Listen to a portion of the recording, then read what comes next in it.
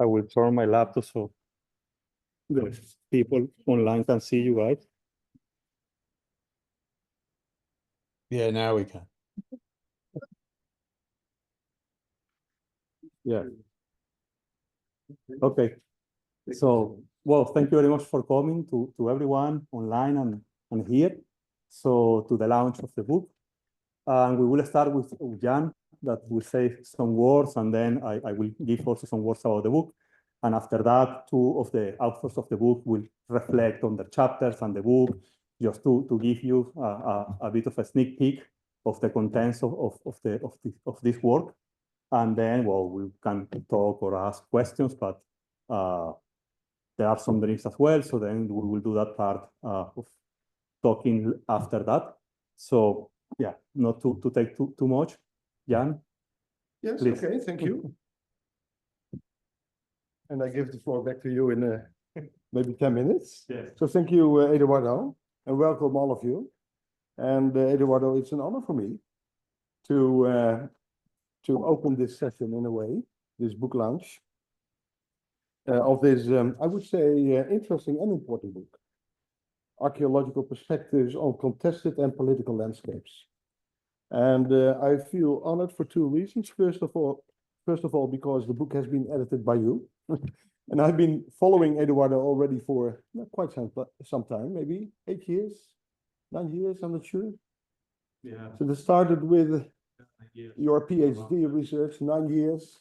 And I have also followed you when you went to Aarhus. So abroad, and everything that you have been doing seems to be innovative and has impact, like this book that you, of course, you wrote together with a number of people. But everything has impact and is innovative. It's also interesting that the book breaks, in a sense, with the tradition, and it revitalizes a tradition. And this revitalization has to do with the work, and you mention it, and you thank her as well, the work of Barbara Bender of London University College, who started this whole debate about the importance of the political dimension of landscapes, also for archaeologists. I think that her book dates from 1993, Landscapes, Politics and Perspectives, and in a sense, the book builds further on this important work done by Bender, but it is also a kind of revitalization and innovation of this topic. It breaks, in a sense, with the tradition that has overshadowed this interest in the political dimension of landscape, which is phenomenology. And we have both been interested, and some of the other authors as well, in landscape phenomenology. And that approach within, not only within landscape archaeology, but also within geography, has been quite dominant over the past 30 years. Now, in a sense, this phenomenology is I would say, very much European.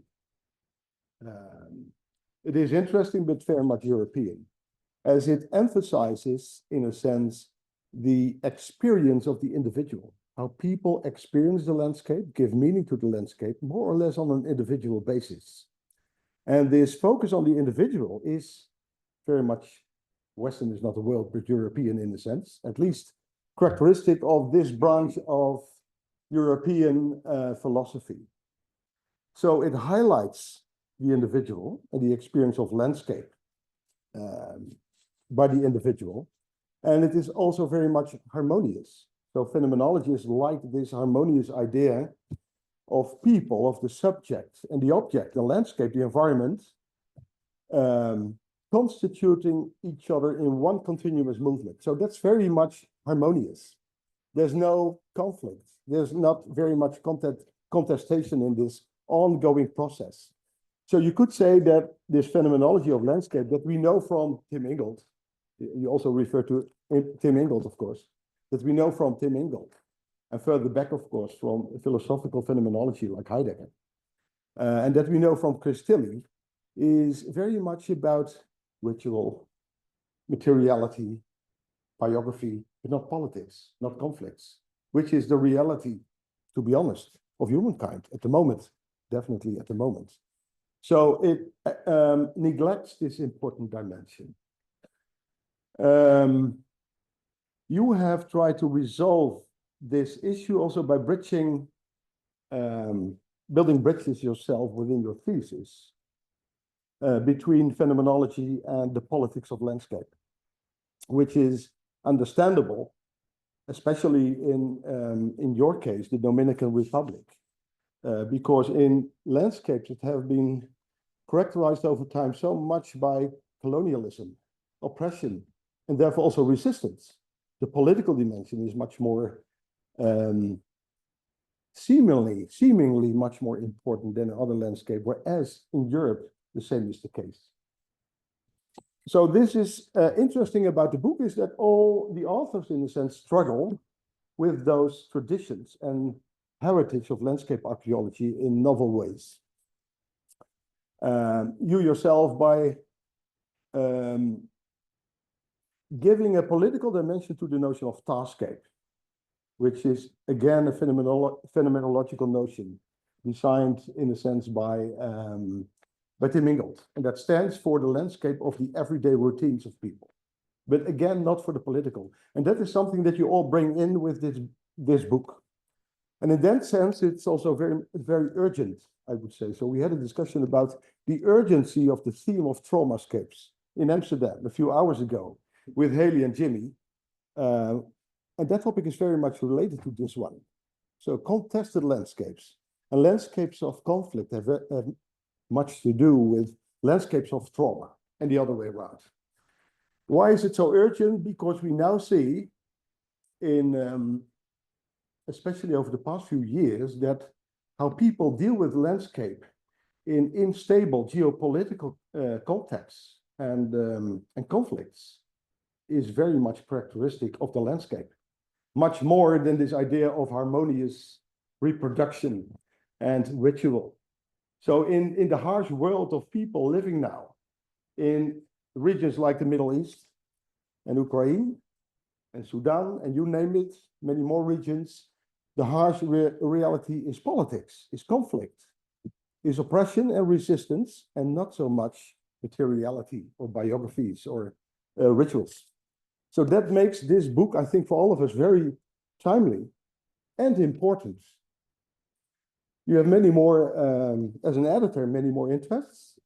What you also bring in with the authors is the broad scope outside Europe for the first time. So I remember that most of the contributions of Bender's book came from Europe, like Belfast. And in this case, it surrounds Europe, which is a very good way of putting it on the agenda again. So the margins of Europe, like Crete, there's one study also dealing with modern Berlin, but the Andes, Nicaragua, New Mexico, South Africa. So the geographical range is new as well for this kind of landscape studies. And that also means that it's not only revitalizing or restoring a tradition, but also renewing that tradition. And for me, this is, you could call it a new Bender for us now, the new Barbara Bender. That is the book for me, at least. And we know that you and the other authors as well have a broad interest in island landscapes, in landscapes of isolation, steep coastal landscapes, like in your region of origin,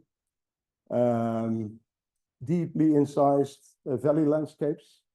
So you're also interested in people and landscapes without neighbors. And we try to connect them by reframing them within the theoretical model of connectedness. But in a sense, we know that all those communities are very much isolated as well. You're also interested in GIS and modeling.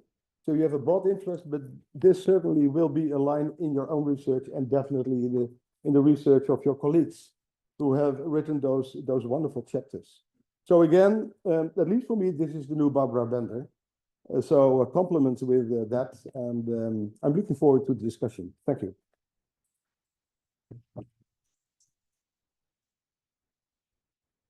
Thank you very much, Jan. It was very nice words. Um,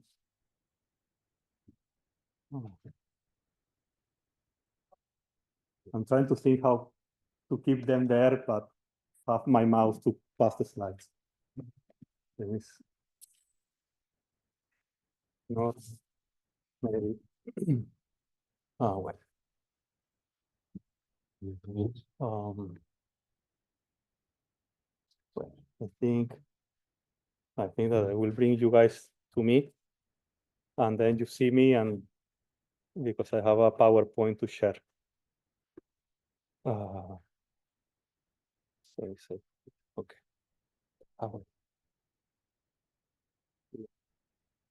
So I have to share it with you. I share. Cool. Do you see it, guys, online? Cool. Yeah, we do. Thank you. Okay. Well, before I start, I put one book in each table. It's not for taking away. It's just for you to watch, to look at. Sorry, and but also there are some papers with a discount that the editorial allow me to share with you. That's the author discount.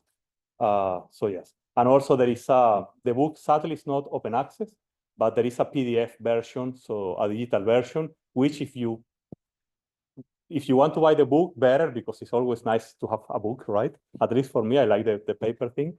But if you are interested in reading it and not buying it, I can forward the PDF as well. So that's so you know. Okay, so well, thank you very much again to come for this launch of the book. For me, I really wanted to do this activity here at the faculty because the ideas and the collaborations that make room to this book actually were started here at Leiden. So for me, it was kind of like closing a circle of ideas and experiences. And so talking about experiences and following up on Jan's comments, the origin, or at least the abstract origin of the book took place in a trip that I did with Jan to Vancouver Island back in 2017. We attended the SIAs in Canada, and then we did this trip with the idea of let's go and see different landscapes, right? And experience different landscapes from what I am familiar in the Caribbean, or Jan is familiar here in Europe. And then we start talking, as Jan just said, on landscapes and how we experience landscapes and how we embody it ourselves in the landscape or others in the landscape. And if you don't see it, that's Jan over there. So yes. And I took a picture just to have an evidence to his family that it was his idea to go down there and to hunt for salmon in an area full of bears. So it was his fault, not mine. But in this in this impressive landscape of what is the Canadian Northwest and the Vancouver Island, we started this idea of or started thinking and reflecting on this question that does the traditional ways that we study landscape actually answer the question of landscape, or can actually allow us to really apprehend the landscape and really comprehend past landscape particularly. And most importantly, as he was mentioning before, the contestation that is present in the landscape in very subtle ways, that if we don't really put attention on it, it will just pass by. Like, for example, I really like this picture because it really shows the syncretism of cultures in a particular environment, using Ingalls' term to refer to, let's say, that natural aspect of the landscape. And but then that is there, and that conforms what, again, following Ingalls' ideas, this notion that what we are perceiving nowadays is just a frozen picture of the landscape, right? So it's not the complexity that has happened through time. So in this effort, in other trips also with Jan, this is in Gotland, in Sweden, again, after a conference, you see evidences all around, not only subtle, but also quite evident of conflicts and wars and how humans have interacted with the landscape in order to also manifest conflicts and politics. So then the idea started following on, well, let's try to think on a book that will bring a group of authors that explicitly want to use alternative definitions of landscapes, and at the same time wants to focus on the politics and the contestations of it.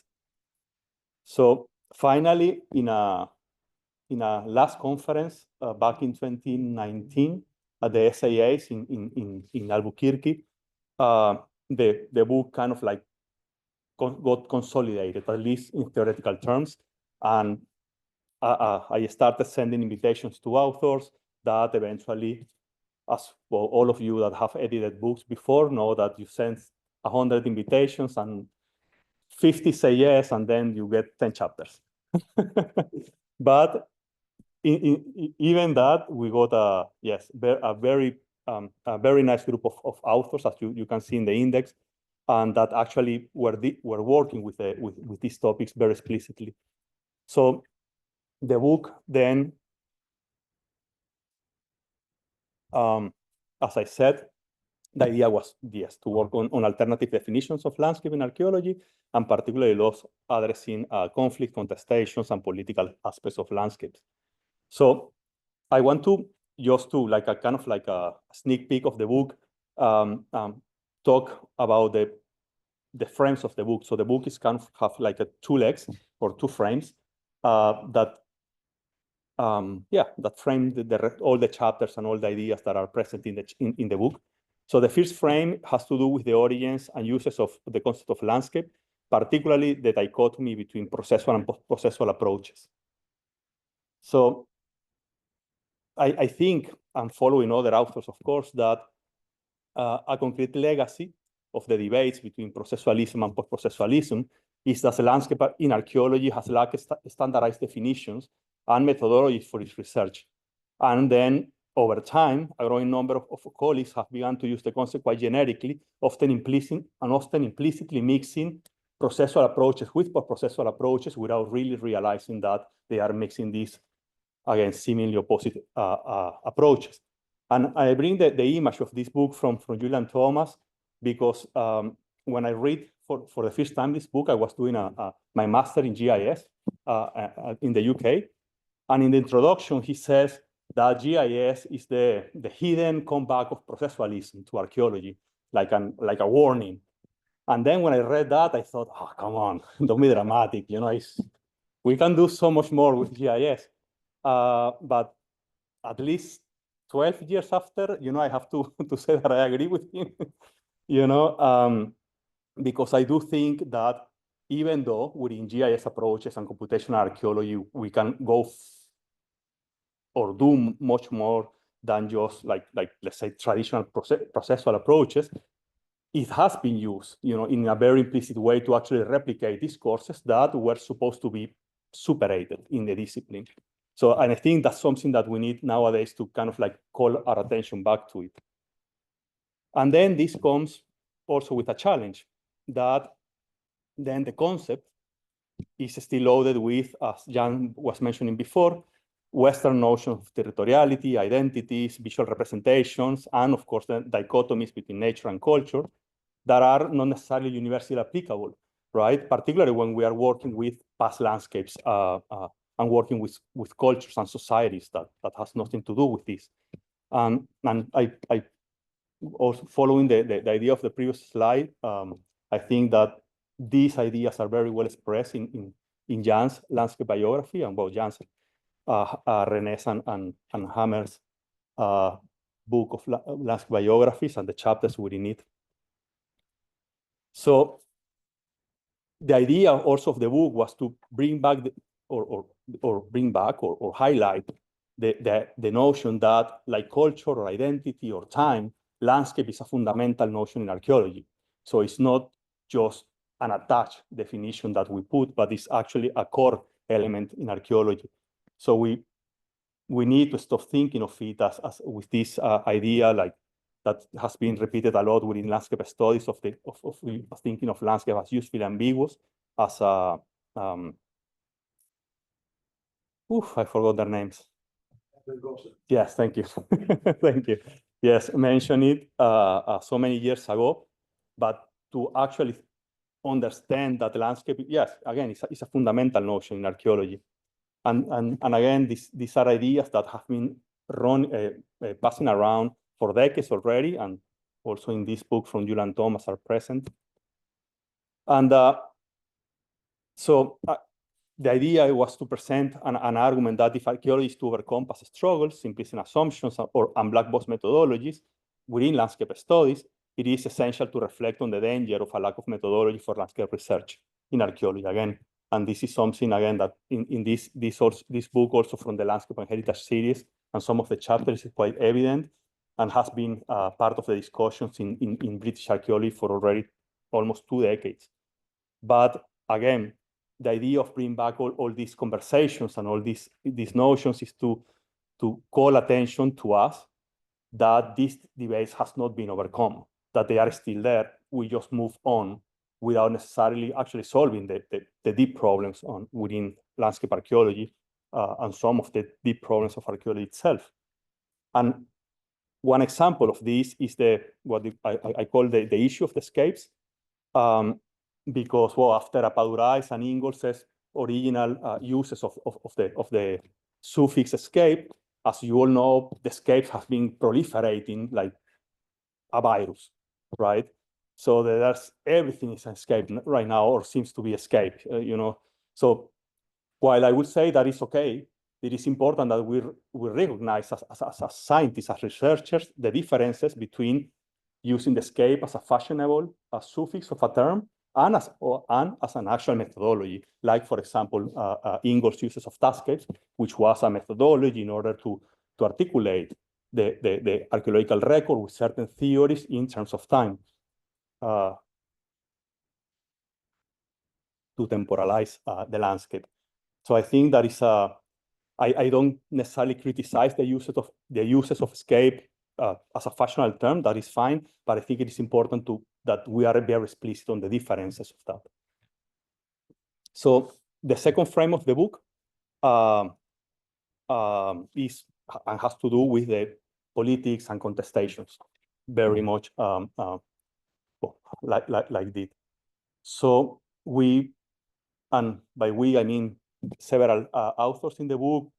We build upon the ideas of Barbara Bender, mostly, but also, for example, G. Foutuan, Landscape of Fears of Henry Lefebvre, The Production of Space, in order to bring those ideas of politics and contestation to landscapes, and those with the aim to study those subtleties in the landscape.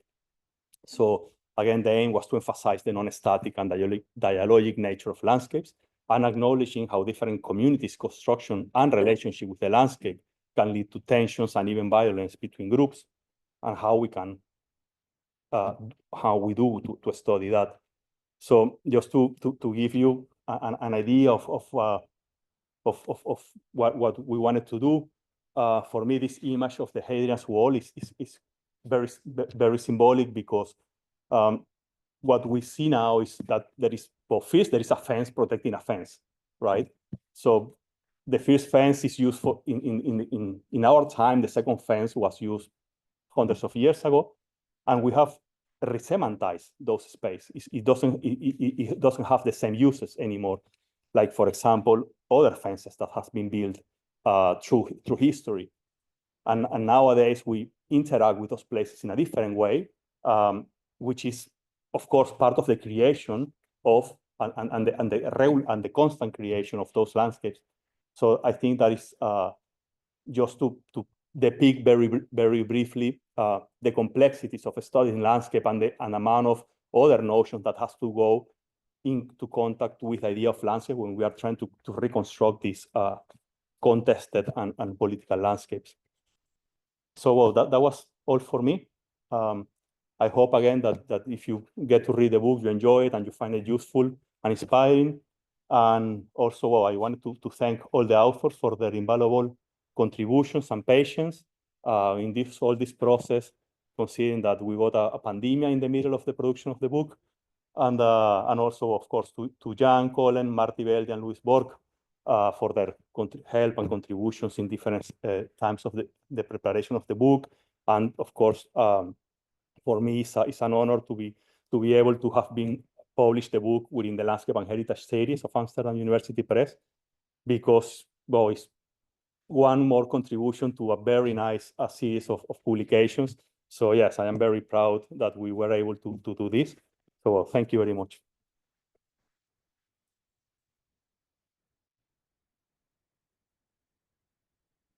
And as I told you, we will just go directly to the other colleagues that are going to talk today. And then after you can have, if you have questions or whatever, you can ask them. So we will start with Noah. And then now I will bring this here again. So you guys here can see Noah. And Noah can see you.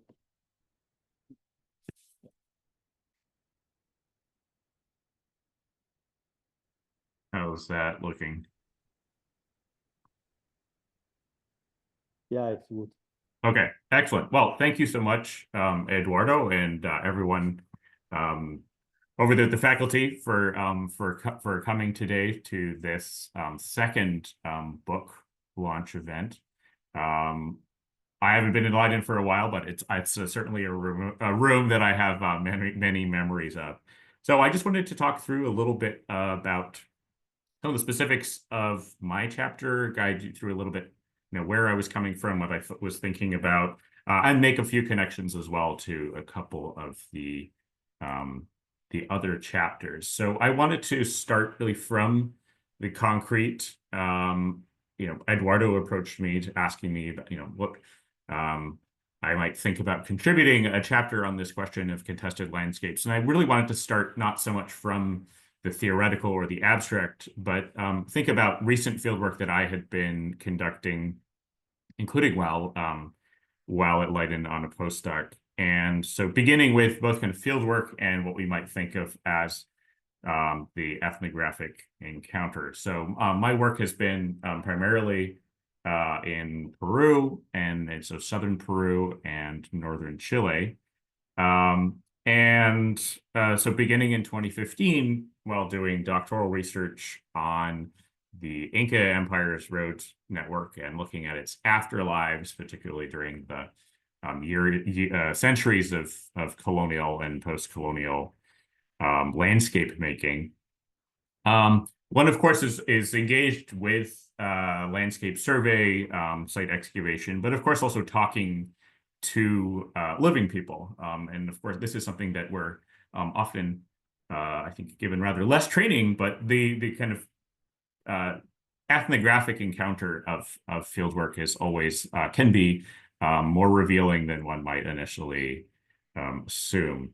And particularly on the Peruvian side of the border, what did people want to talk about? Well, they had very little interest in the Inca period and relatively little interest in the colonial period, but were constantly coming to me with stories about the landscape with regard to what's often called el cautivario, or the kind of captivity period during which this landscape was militarily and quite harshly controlled by the Chilean state. This is between the 1880s and 1929, when a new international boundary is laid through this landscape, again, substantially shifting mobilities and identities in the area. And we might think of this again as particularly this kind of heritage that hurts, and in this case, generating a particular discourse that people really were most interested in engaging with. And this was really incidental to what I was originally looking for, and I recorded it. It's all in my field notebooks are full of these conversations, and yet it really entered very little of this entered into what I'd written up to this point. So this is just giving a little bit of a view of this landscape of connectivity. So the white are road segments identified in remote sensing. And then the dashed line with the gray border is the modern international border you can see cutting straight through this transportation corridor that moves up from the coast into the Andean highlands. And so again, in 2015 and 16, I was working on the left-hand side, the Peruvian side of the screen, and then in 2018 on the right-hand side. And that really was a product of standing on the border initially in Peru, looking across this international border, which it was, again, forbidden for me to cross. There was no fence. There's no trench. There's nothing that's immediately visible. There are, however, minefields, or there were at the time. So there was this this area that could not be crossed.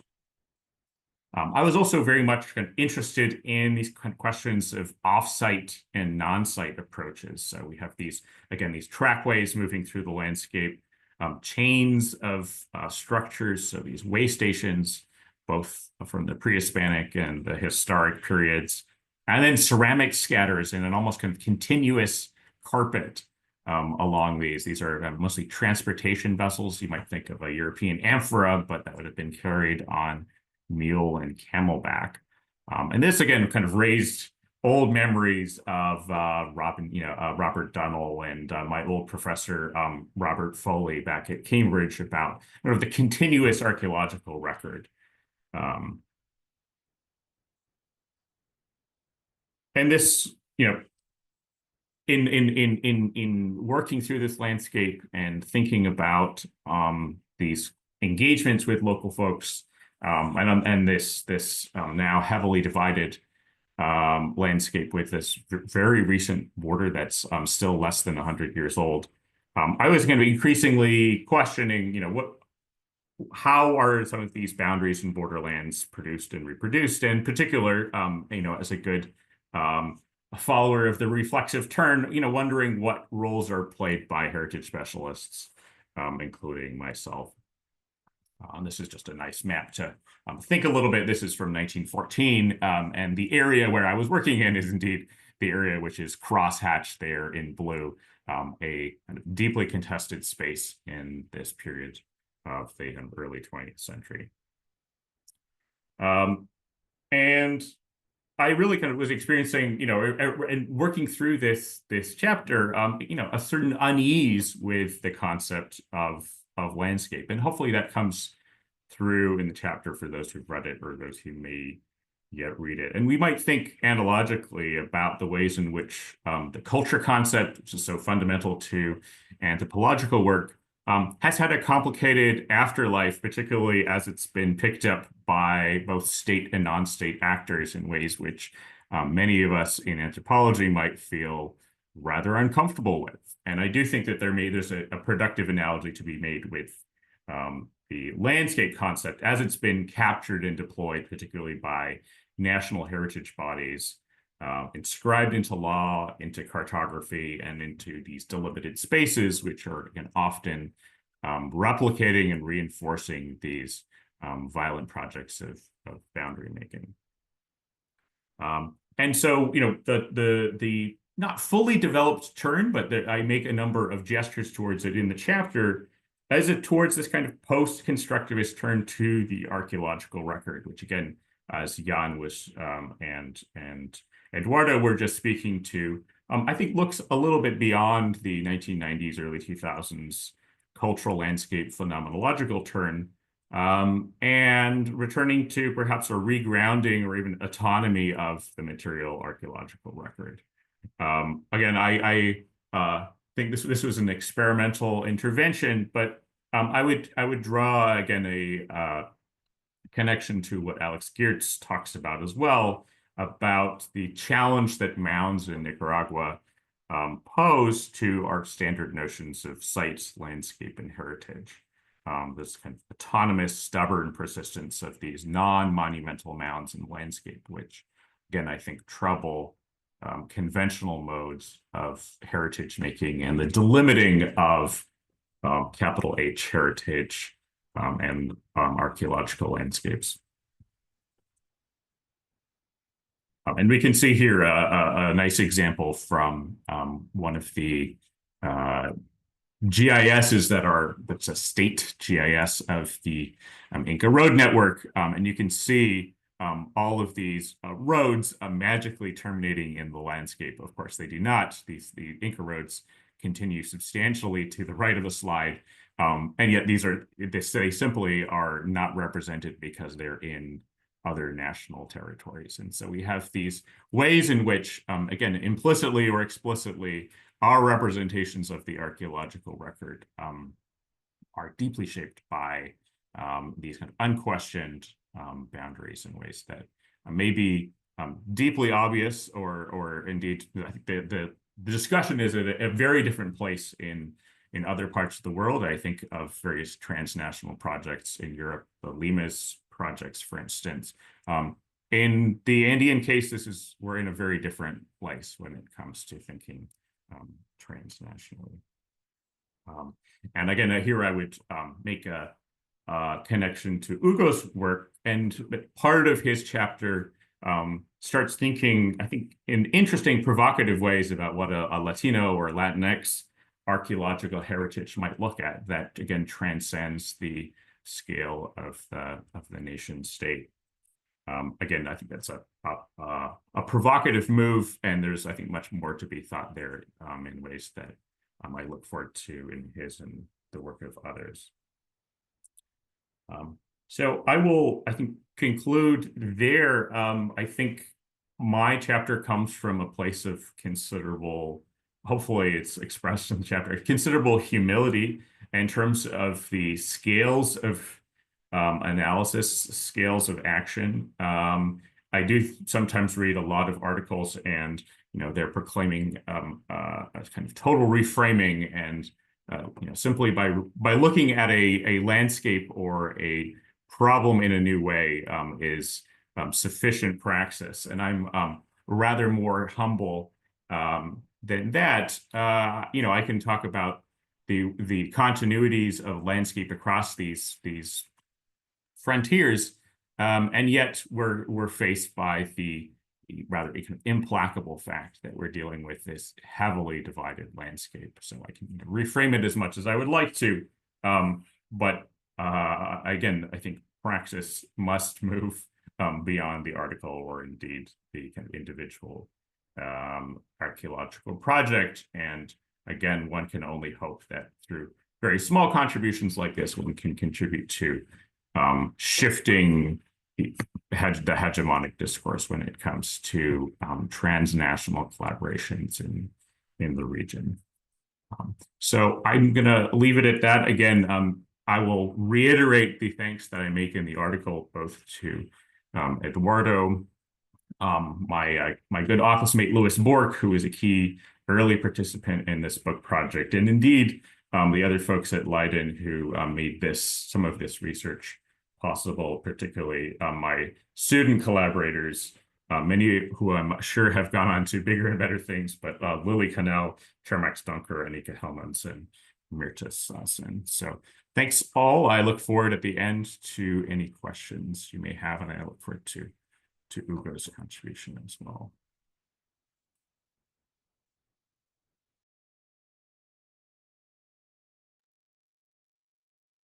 Thank you, Noah. So now we give you the space or the screen to you, Hugo. Great. Thank you, Eduardo. And thank you, Jen and Noah, and Eduardo as well, for those provocative ideas. I was thinking this was gonna be a little bit lighter, but I appreciate the depth of thought and concern, because I think it's a very important topic. I'm gonna be very aware of time, which is, I think, also an integral part of landscape. I don't want to take more than 7 or 10 minutes, so I'm going to be very aware of that. I just want to pick up a couple of things that are already left on the table. You guys can hear me, right? Great, I appreciate that. I'm just like talking and talking. And so I think, as Jan said, this is a very timely book. I think it's important. I think it's a contribution, but I think it's very timely, and I think it's very important to sort of like put that or take that into account. And no, I appreciate sort of the heads up to part of my work, which is on this idea of a Latino or Latina archaeology, right? Or even better, a Latinx archaeology. I mentioned that I was asked to write about this. The article never got published, but it really seems something that now that immigrants are being persecuted here in the US and that we're being targeted, it really sort of creates, I think, very profound questions, right? Of how is it that identity gets created, right? And the role of oppression or repression in the production of identity. And once again, how do we think of these sort of conglomerates that go beyond the nation state, but at the same time use sort of nation state ideology at the same time, right? So, and I don't necessarily think that's very hopeful, but I think it's very interesting, and I don't think it's a modern phenomenon either. I mean, I think in some ways it allows us to understand things that have occurred and that continue to occur, right?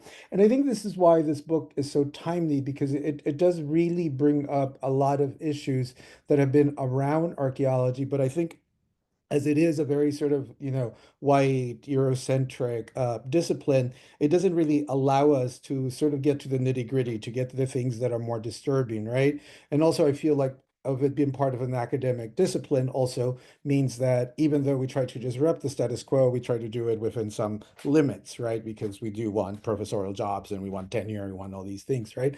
And I think that's also an important element of archaeology and what we do, right? And so I appreciate that, like, we're the new benders, and I think it's actually great that it takes 20 of us to be one Barbara Bender, and I truly appreciate that, and I think I'll take that as a compliment, and also the heads up to Stonehenge, because I think that book also was a really powerful contribution and a disruptive contribution, right? It allowed us to, it allowed her to make us realize that there were a lot of things on the table that we were not looking at, or either we were incapable, unable, or I think more likely unwilling to look at, right? And I think that Eduardo's picture of a fence surrounding a fence really brings up the ethos of Stonehenge, right? Where we want to believe in this sort of mythical, or archaeological sort of monuments. But once again, that's been produced in a particular moment in time and reproduced into contemporary times, right? And Stonehenge is not unique. I think that was the most wonderful contribution, right? That it's actually quite ordinary, that we do that all the time. And I was thinking a lot of now the landscape that I have behind me, right? And this natural landscape, and what it signifies, right? And that we're constantly doing that. So I think that that's why this book is so timely, because it actually allows us to do, I think, at least two things.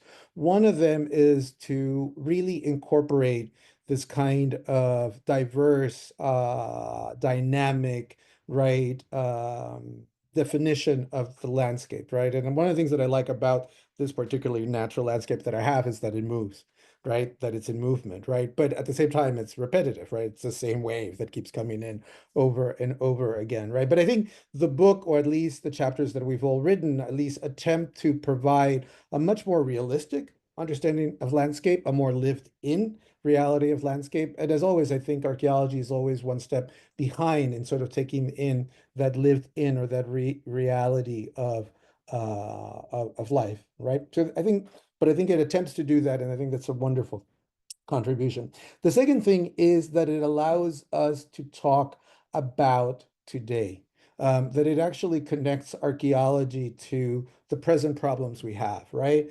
And this reminds me a little bit of the problems I used to have with my ex-advisors. This is decades ago, and the fact that he got into archaeology because it was about the past, right? And most of the people that he studied were dead, so they wouldn't question what he was saying about those periods. And I think the reason that Eduardo, I'm speaking for you now, but I may be wrong, but definitely the reason that I got into archaeology is because it wasn't about the past, because it was about the present. It was about the politics of the past, right? It was trying to understand how the indigenous past has been taken away from the indigenous communities, and how the same sort of landscape that they had built and worked on, right, was now being used against them and to oppress and repress them, right? So I was really disappointed when I got into archaeology and I realized that one, that was not what the North American Academy was interested in, and two, that it wasn't as easy as I thought, and that connection between past and present wasn't as obvious. And I think this is something else that this book does very well, right? It allows people to talk about Mesopotamia and Berlin. It allows to talk to me about pre-Inca periods and contemporary Latino identities in the US, right? And not have the same problems that I did have with my advisor, although I hope he's resting in peace now, and I mean that sincerely, that those things go hand in hand, right? And I think that was one of the wonderful things to collaborate with Eduardo and the rest of my colleagues on this book, because it actually, there was no disconnect with that. There was no question about that, right? And once again, I think, recognizing Bender's contribution is to realize that those things have always been there, right? And that's why I was using the image at the beginning of the article. I was able to use an image that I had in my head for 40 years. When I started studying archaeology, when I was 17 at a university in Guayaquil in Ecuador, I remember reading of European missionaries that went to the Amazon. And one of the images that really stayed with me is that they would sit on these tree trunks. And then they would realize that they were not tree trunks, that they were actually boas, right? And they were sitting on these tree trunks, and all of a sudden the tree trunk started to move. And that's when they realized, right, like that's not what they were. And I use that because I think it helps us understand at least two things, right? One of them is how things have changed in my lifetime. So these ideas of landscape, particularly my work, which is more on gender and sexuality, right?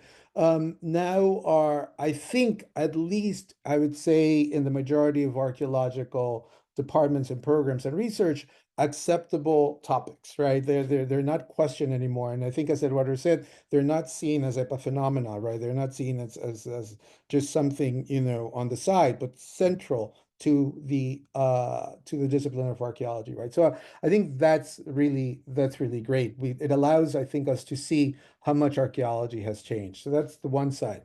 But since I'm not very optimistic in general, I also think it makes us realize how little things have changed, right? And what I mean by that is that the boa was always the boa, right? It was only though when it moved that these people realized that they were in danger and they could see the boa, right? And I think to Barbara Bender's credit, I think what she was saying is that it's not that things have changed, right? It's that our vision has changed, or capacity, or willingness, or ability to see things is what has changed, right? So in that way, I think it's really great. But I think, to me, that's a more sort of limiting or pessimistic assessment of the discipline rather than being optimistic. And here I'm going with a little bit of the final discussion in the book, right? In the sense that what I feel Bender's asking us is not to believe that, oh, now that we can see that it's a boa, then, now we can describe it and it really, like, we've gotten there somehow. But rather the opposite, right? If we didn't see the boa when we sat on it, what are the other things that we're not seeing, right? And I think in some ways this is a very maybe spent trope, but the fact is that it's bigger than we want it to be, right? That it's less about what knowledge we have gained and rather what are the things that we're not seeing, right? And in that sense, I think I think I was thinking this and I'm ending now. It's like, what's the equation, right? To, like, what would be the equation? What would be the way for us to incorporate that which not see, right? And I'm thinking very much here the way that we can use other interdisciplinary approaches like the unconscious and Lacan into our work. And I think that's why Foucault is really useful in archaeology as well, right? But in terms of ending, right, I think one of the things that I don't think, at least in the US, and we're particularly ignorant in many regards, that we didn't see is the present political period that we're living, right? And the amount of things that we're seeing either as backwards or as losing step or not progressing, right?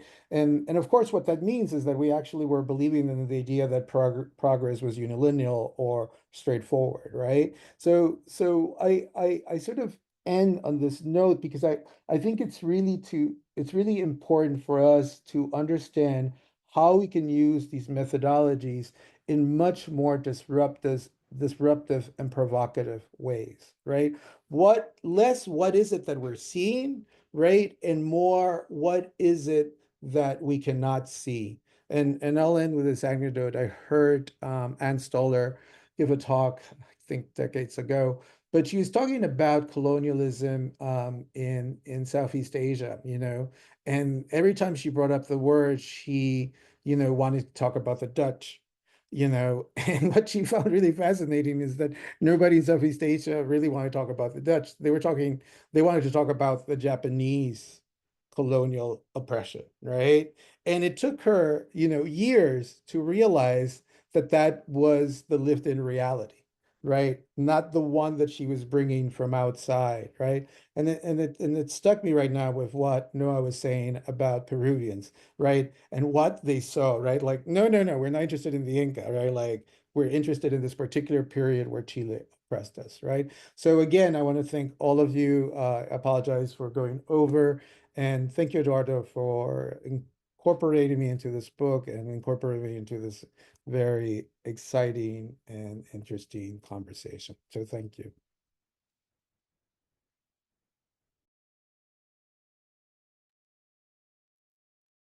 Thank you very much, Hugo and Noah, for your talks and presentations.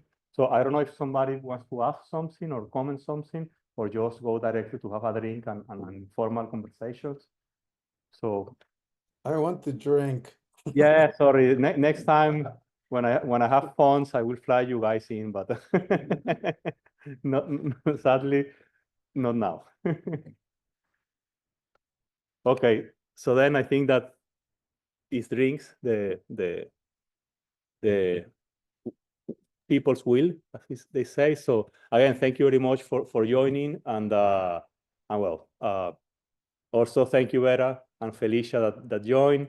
And well, we are in contact, and then I will later contact you guys to tell you if I place this recording somewhere or not. Cool. Beba a mi salud. Ciao. Chao, que estén bien. Thank you all. See you soon.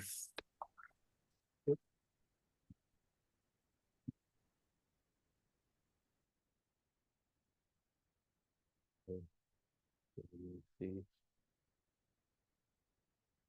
Okay, start recording.